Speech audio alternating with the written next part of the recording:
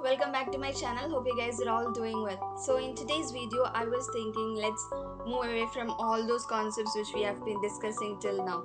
We have been discussing some technical concepts. I have been sharing with you all those tips and tricks, Python, all about Python, and also about Anaconda installation. We have discussed so much right as of now. So if you are a regular subscriber, please do not forget to click on the like button. If you haven't subscribed to my channel yet, please do subscribe to my channel. Let's move on to today's video without any delay. So in today's video, as you might have seen from the title, I'll be sharing some experiences with you. Experiences in the sense whatever I have experienced till now in this career as a student, as a freelancer, all those tips and tricks I'll be sharing with you all. So let's move on to today's video. Starting off with the title, I'm telling you that I have gained 3+ years of experience while I'm still pursuing my CS degree. That means I'm in my final year. To be like, I should be stating the facts, right? I'm in my final year, I'm doing my 8th semester, and I have got 3+ years of experience. You might be confused. How is that possible? This was the same reaction from all other companies. They were also asking me the same thing when I went for an interview. They were asking me the same thing. How is it possible? Are you sure you're doing your B or are you doing your ME? I was like, no, I'm doing my B. I have 3+ years of experience. So even they were astonished. So this thing which I want to tell is mostly for the first years who are going to join the engineering career or any such career. This can be an eye-opener for everyone, not just in my field in the sense, not just in the IT industry, in any other industry you see, this will be helpful. Why am I sharing this video with all of you? Just because of the fact that, see, there are many companies out there who expect the students to be graduate by 2021. They might be expecting 2021 fresh graduates, but they will also have a prerequisite that they should have 3+ years of experience, 5+ years of experience. I've seen many companies like that. 5+ years of experience. So as I'm telling you, I don't have that 5+ years of experience, and many gigantic companies, all those MNCs out there, few MNCs out there, I was not able to apply because their title is fresher graduates, 2021 graduates. That is their title, 2021 graduates. But the requirement is 5+ years of experience. I was confused in the beginning. Let me tell you my experience, then only then you will be able to understand why am I sharing this in this way. So if you might have watched my previous video, you might know that I am from a biology background, like from till 12th standard. Zoology and botany were my major subjects. So I did PCMB and not computer science. So most of my friends studied C++, okay? So they knew what C++ is. They were introduced to programming and all. Me as a beginner, I was not aware. I took biology because I was interested in learning botany as well as zoology. All those places I used to go, I used to keep a note of all those leaves out there, all those scientific names and all. I used to keep a note of it. So that's how I started growing interest in this field, botany and zoology. More than zoology, botany was my favorite. But then after 12th grade, it was all like, what should I do next? Which stream should I prefer? That's how I came into this computer science field. So the thing was like, I was confused in the beginning how to start off. In 2017, I am from 2017 to 21 batch. So in 2017, I was like, how to start off? I started off with Python. You might have seen in the previous video, I've told you about all this. I started off with Python, and before Python, I have already learned HTML. Almost every one of you might have learned HTML in your lower classes.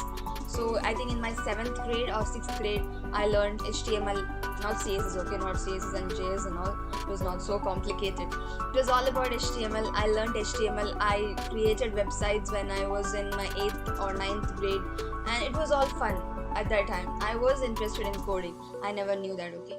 So when I was in my first year, that is in 2017, I started coding in Python. I learned Python. Our professor used to teach in such a way that all those concepts were in the mind. We never used to forget those concepts. Firstly, I started doing more and more projects. Projects in the sense, not paid projects, those projects which I love to do. I wanted to do some projects in Python. So small projects like some Sudoku or some I don't remember the names and all. I created many projects.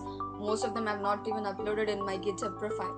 So I need to, okay? I'll be sharing all the links. All the links are already in the description box. You can check it out anytime. You can also check out my portfolio, and please do share your comments, your feedback in the comment section. So coming to the Python, I learned Python. In the next semester we had C, in the next semester we had Java. So as it went as it is, like all those programming languages. So I started working on Python more and more, C more and more, Java more and more. So all those projects I started working on. More than C and Java, I started working more on Python and HTML, CSS, web development. So from 2017, I started doing web development. I started learning what is WordPress. I bought few plugins. I started doing some freelance projects through various websites out there. You might know few platforms, but I'll share with you all those platform names. Through those platforms, I've met few people. I made network. I started collaborating with few developers, small collaborations, okay, not big collaborations and all. Started collaborating with them. That was not paid ones. I'm not disclosing anything, but I'm just disclosing that I was not paid. I'm not gonna disclose who the clients were, who were the collaborators, like whom did I collaborate with. So that is how I started doing in 2017, 2018, 19, 20, 21. Till now, I did all those small projects, big projects. I came across few big projects. Till now, mostly I have done web development as a freelancer, and in collaboration I have done only app development. I have not done web development. In web development, one thing I would love to tell you is that if you want to be a developer, you should start from scratch. That is, you should know how to design, you should know how to prototype, you should also know how to create content development, and also you should know coding and also testing. This is how I started experimenting in Adobe XD, started prototyping. That was one of the most wonderful things I've done in the software engineering process. I love designing, but still, more than designing, I'm into coding. That's a different fact. So I started designing slowly. By 2018-19, I started doing full stack development, doing full stack web development. It was all about web development, okay. Then started the collaboration, then started working on app development projects. I learned React Native, I learned React.js. So, these are the new concepts which we need to learn. So what I want to convey to you is, whenever our field is a field which has growth each day, each moment it keeps on changing its version. So you should also change your version, you should also upgrade your knowledge every moment. And that's all about the experience I would love to tell.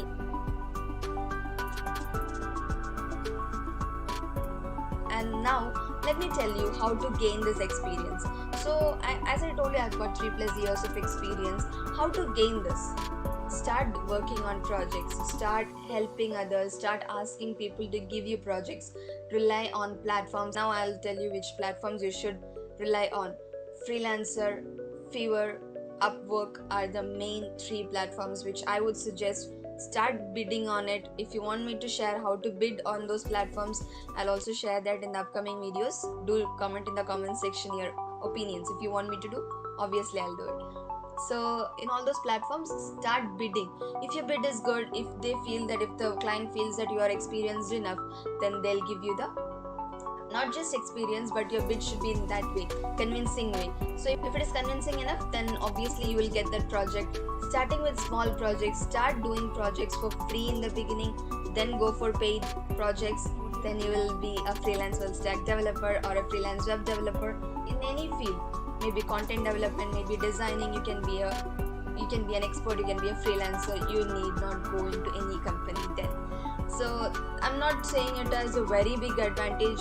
It's obviously an advantage, but still, it's always good to have a company's portfolio. Like, you have experience with this company, you have worked on a big gigantic project, so that will be useful when you work in a company. But even though if you want to go with freelancing, you can continue with that.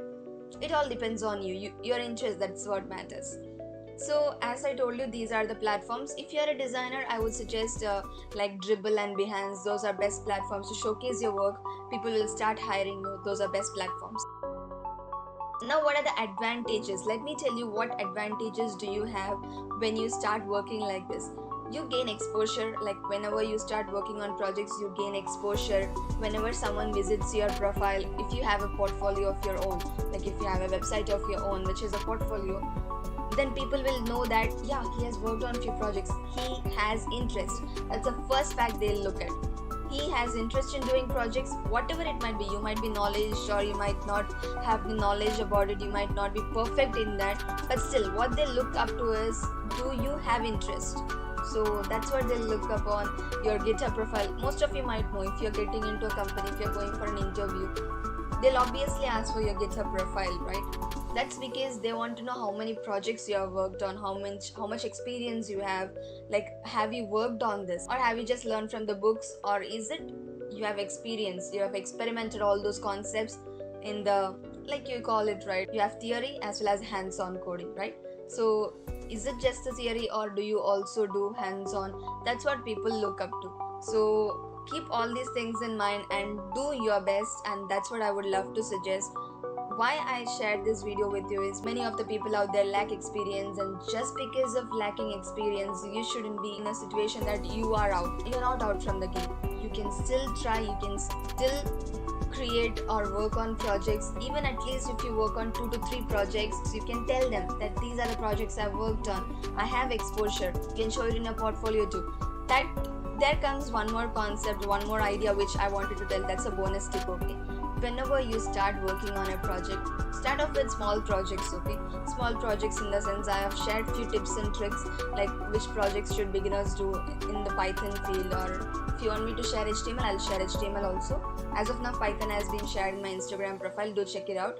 And so these are the tips and tricks which I would love to suggest you. Start working on small projects, then go for bigger projects. One of your main projects should be your portfolio, which is the highlight.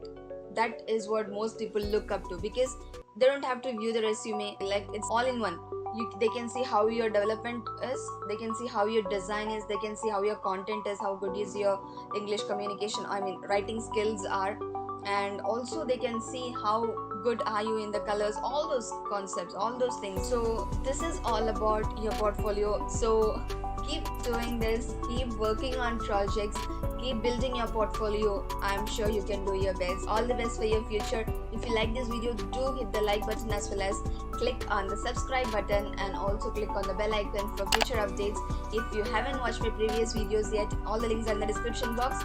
If you want to buy my Udemy course, that link is also in the description box. If you want any coupon, DM me through my Instagram page. Do follow me on my all social media handles. I'll be sharing some tips and tricks which will be really fun.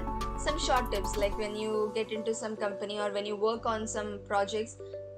See, complexity matters a lot. If you are a developer, you might know that complexity matters a lot. Long lines of code will never help. That should be shortened. So for that, I am providing few tips and tricks through my Instagram page. Do check it out. I'm also sharing some tips regarding this projects that beginners, advanced as well as expert people should work on. All those tips and tricks are being shared. Do check it out. And also, if you want to buy my books, the links are in the description box. Do check it out, and thank you so much for watching. We'll see you in the next video. Till then, take care, bye bye, stay safe. Please do not get out of your houses until or unless it is necessary. Thank you.